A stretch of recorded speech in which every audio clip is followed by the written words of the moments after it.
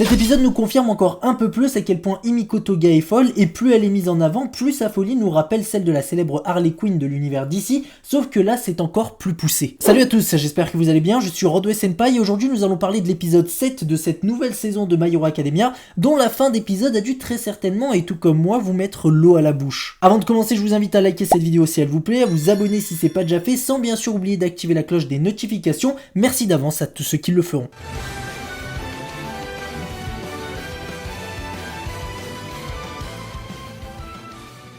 Comme vous avez pu le voir, cet épisode met en avant la folie extrême de Toga Himiko qui avoue ce qu'elle ressent à Izuku Midoriya. En parallèle, nous avons l'occasion de voir les quelques réactions d'Ochako qui cherche à la stopper. En fin d'épisode, nous aurons aussi l'occasion de voir le début de la confrontation entre les deux frères Todoroki, c'est d'ailleurs l'affrontement qui jusque-là donne le plus envie d'être vu pour moi en tout cas. L'épisode commence avec le récapitulatif du plan soigneusement préparé par les héros. Pour être plus précis, nous sommes simplement revenus en arrière au moment où All Might révélait aux participants de la bataille quelle sera la stratégie à adopter. Je pense que c'est pas la peine de passer 5 heures là-dessus.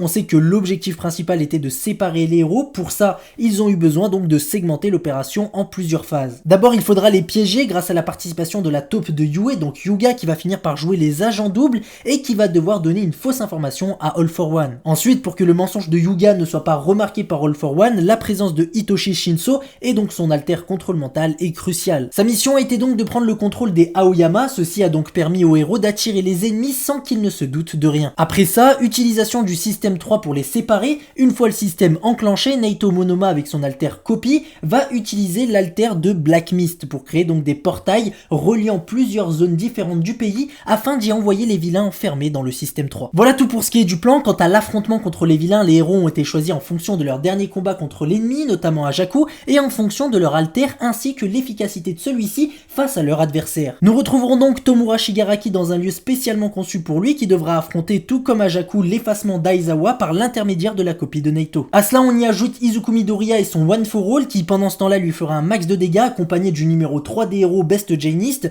Headshot, Mirko et d'autres puissants héros. All for One lui sera confronté à Endeavor, Hawks, Dieu Sylvestre et d'autres héros. Crématorium va devoir combattre son petit frère et d'autres héros capables de résister au feu et qui sont donc des associés d'Endeavor. Quant à Toga Himiko étant imprévisible, les héros ont fait en sorte qu'elle se retrouve sur une île où elle devra faire face à Gang Orca ainsi que des héros qui l'ont déjà combattu comme Ochako. Les vilains restants ont été expédiés au stade de Takoba où des héros les attendent et pour les vilains qui ont échappé au système 3, ils seront gérés par des héros qui resteront sur place. Toujours dans le rappel du plan, All Might va nous dire qu'il est fort probable qu'All for One tente de libérer Gigantomachia et Black Mist et pour éviter cela, des effectifs protégeront les lieux où ils sont détenus. Au final, on peut remarquer que le plan des héros va se dérouler dans 8 endroits différents. Après le rappel du plan des héros, nous retournerons du côté du cercueil volant là où Shigaraki a été piégé. On rappelle que l'absence d'Izuku leur pose un vrai problème car sans sa puissance, il va être compliqué de vaincre le chef de l'Alliance. D'autant plus que l'alter effacement d'Aizawa ne suffira pas pour bloquer toutes les attaques de Shigaraki étant donné qu'il semble avoir un nouveau pouvoir qui ne dépend d'aucun alter. En effet, ce pouvoir qu'il a utilisé contre Mirko est en fait son corps qui a évolué. Shigaraki va nous dire qu'on peut comparer cela aux cheveux qui poussent ou aux ongles qui grandissent. Il va nous apprendre que son corps s'est adapté à ses alters qui sont eux-mêmes en constante évolution. Moi qui m'inquiétais durant l'épisode précédent pour Mirko, on va voir finalement qu'elle a presque rien. Grâce à la preview, on va aussi pouvoir voir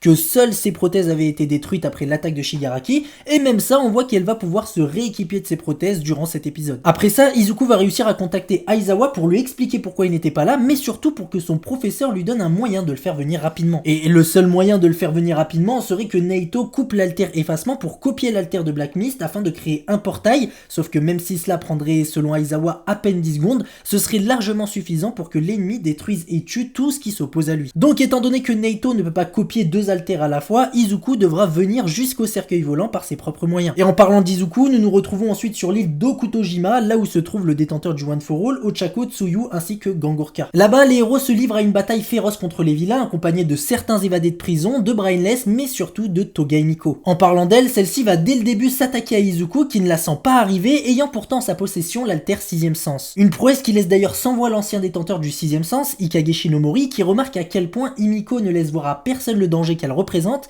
et évidemment il y a une explication à tout cela. Ikage Shinomori en conclura que Toga éprouve en fait l'amour le plus pur qui soit, et pour l'exprimer, elle blesse les autres tout simplement. L'alter détection de danger est comme trompée face à elle, car Himiko ne fait pas ressentir le danger qu'elle représente, étant donné qu'elle-même ne comprend pas le danger qu'elle est. Pour elle, elle ne fait qu'exprimer son amour. Et donc après avoir révélé ce qu'elle ressentait pour Izuku, Himiko va lui poser une question qu'elle avait déjà posée à Ochako dans la saison 6. La question est: que veulent faire les héros d'elle? Cette question va d'ailleurs rappeler à Ochako leur dernière confrontation. Izuku va ensuite lui faire savoir qu'il comprend quand elle lui dit que quand elle aime quelqu'un, elle veut devenir cette personne. Sauf qu'évidemment ça n'a rien à voir, car elle cherche à s'approprier cette personne tout en la blessant, ce qu'Izuku ne fera jamais et ce qui lui fait bien comprendre. Et c'est donc à ce moment-là qu'elle en viendra à la conclusion qu'Izuku est comme Ochako, comme son père et comme sa mère. Suite à la réponse d'Izuku, elle fera d'ailleurs la même tête qu'elle avait fait à Ochako quelques temps auparavant. Comme si en fait elle s'était résignée à ce que la personne en face d'elle ne la comprendrait jamais. Et c'est là qu'a commencé le combat, et c'est Himiko d'ailleurs qui s'est mis à attaquer ses ennemis, et cette fois-ci elle a bien l'intention de tous les éliminer. Et cela on nous le fait bien comprendre lorsque Toga pour la première fois réussit à poignarder Ochako. Et heureusement que Tsuyu est intervenu, car cette attaque aurait très bien pu être plus grave pour Ochako. Son intervention va aussi permettre à Izuku de partir en direction du cercueil volant un peu plus tranquille. Il va donc utiliser Voltige puis Fading pour se propulser à grande vitesse, et pour s'équilibrer et pousser donc il va utiliser Air Force. Frustré car se trouvant trop lent et sur le point de faire une erreur en utilisant 100% du One for All,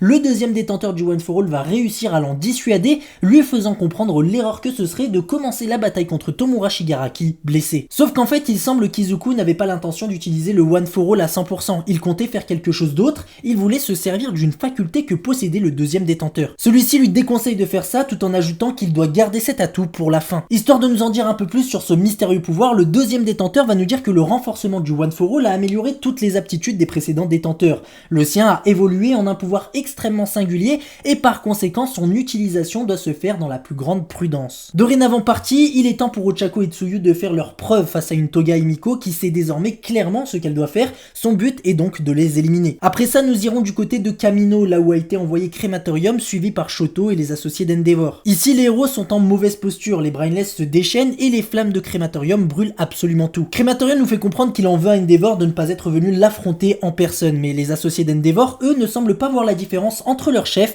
et le plus jeune de ses fils, alors quoi qu'il arrive, ils couvriront ses arrières. Ce sera donc au tour de Shoto Todoroki de montrer ce qu'il vaut face à un sacré adversaire. Il est évident aussi que ce combat nous révélera les derniers secrets que cache Toya, c'est d'ailleurs sur ça que l'épisode se terminera. Bon, encore un épisode que j'ai trouvé mou, c'est très rare de m'entendre dire ça sur My Hero Academia, mais je tenais quand même à vous le dire. Mais pour le coup, grâce à la preview, je pense qu'on peut dire que l'épisode suivant sera beaucoup plus mouvementé, on aura aussi très certainement le droit de savoir comment Crématorium a survécu aux flammes qui étaient censées l'avoir tué étant petit. Avant de terminer, j'aimerais revenir sur 2-3 trucs, notamment sur les dernières paroles de Crématorium avant que cet épisode se termine. Quand il expliquait les raisons de ce conflit entre les héros et les vilains, il caractérisait cela non pas par des conflits causés par des ordres donnés respectivement dans chaque camp, mais plutôt à une explosion de sentiments ressentis donc par une grande majorité des acteurs de ces différentes batailles. En effet, Crématorium va par exemple nous dire que pour Toga Himiko, il s'agissait de suivre ses convictions, notamment au travers de vouloir vivre librement. Spinner, lui, voulait changer son environnement, et par exemple Shigaraki, lui, veut tout détruire. Pour ce qui est des héros, je dirais qu'ils ont au moins un sentiment en commun, c'est celui de protéger les innocents. Autre exemple, Izuku et Ochako avaient en commun de vouloir sauver l'ennemi qui leur était attribué naturellement,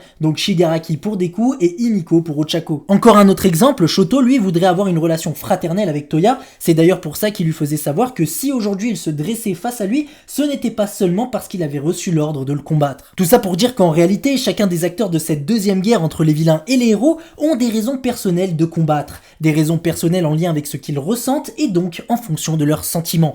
Tous sauf un dont on ne sait toujours rien, All for One.